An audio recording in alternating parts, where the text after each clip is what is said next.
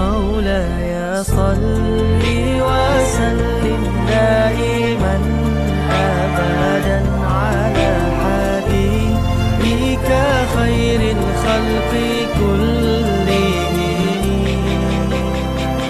مولاي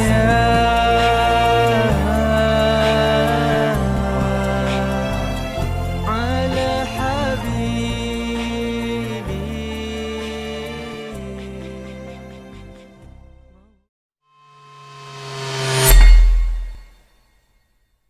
Assalamualaikum warahmatullahi wabarakatuh.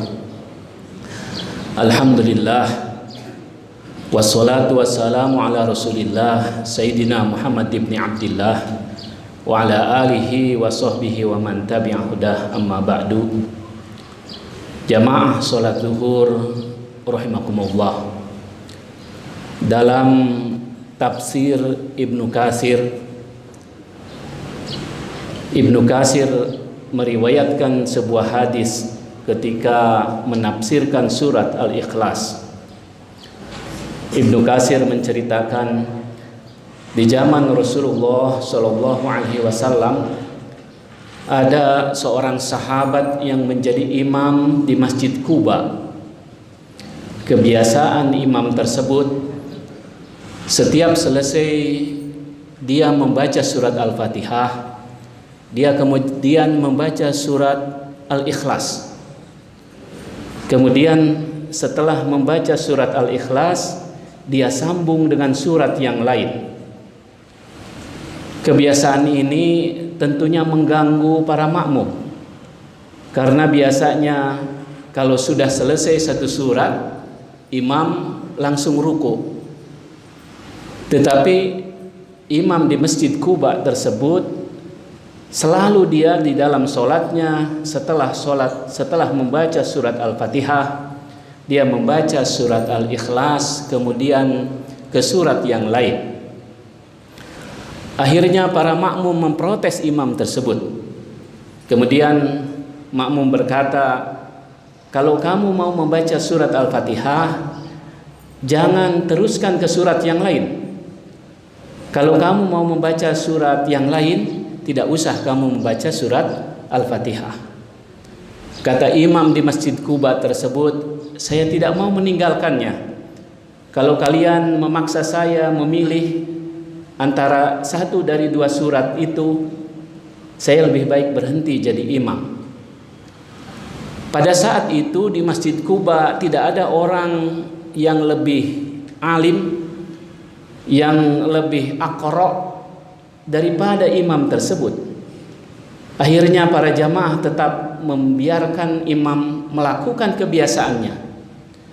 Tetapi ada seorang jamaah yang melaporkan hal itu kepada Rasul Shallallahu Alaihi Wasallam. Akhirnya Rasul Shallallahu Alaihi Wasallam memanggil imam tersebut.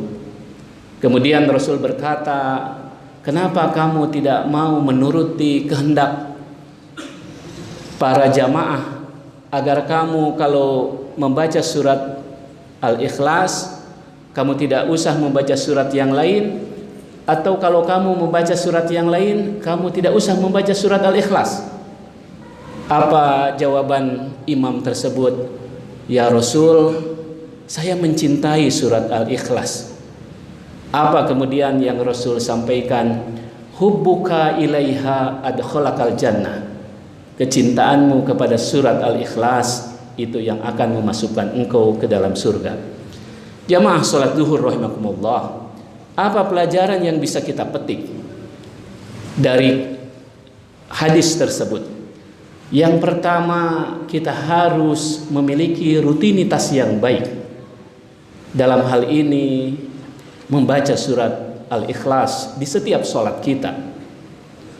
Kenapa sebabnya harus membaca surat Al-Ikhlas di setiap sholat kita? Karena surat Al-Ikhlas adalah surat yang paling utama di antara surat yang lain. Dialah satu-satunya surat yang hanya berbicara tentang Allah. Kalau surat Al-Kautsar ada 3 ayat, tetapi dia tidak hanya berbicara tentang Allah. Tetapi surat Al-Ikhlas dari awal sampai akhir semuanya berbicara tentang Allah. Karena itu dia menduduki kedudukan yang paling utama di antara surat-surat yang lain. Sampai Rasul mengatakan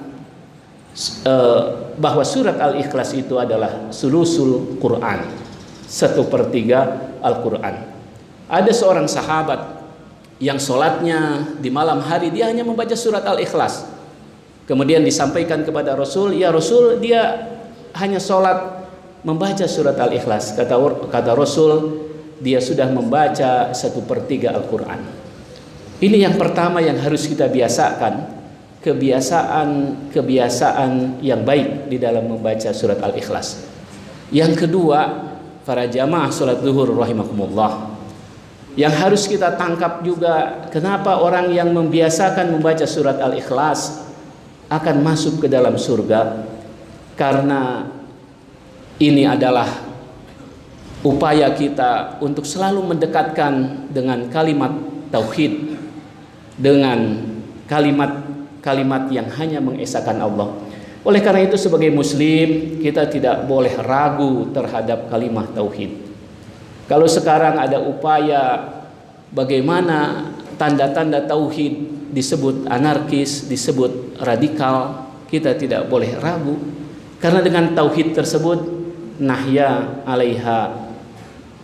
biha, kita hidup dengan kalimat tauhid, wa namutu alaiha, dan kita insya Allah akan mati dengan kalimat tauhid.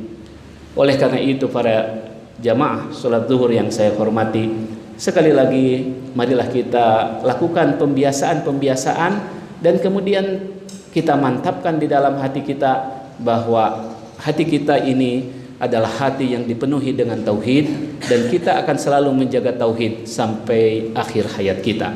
Semoga Allah Subhanahu wa taala memberi hidayah dan taufiknya kepada kita sehingga di akhir hayat kita senantiasa melafadzkan kalimat tauhid. Hadanallahu wa iyyakum ajmain. Wassalamualaikum warahmatullahi wabarakatuh.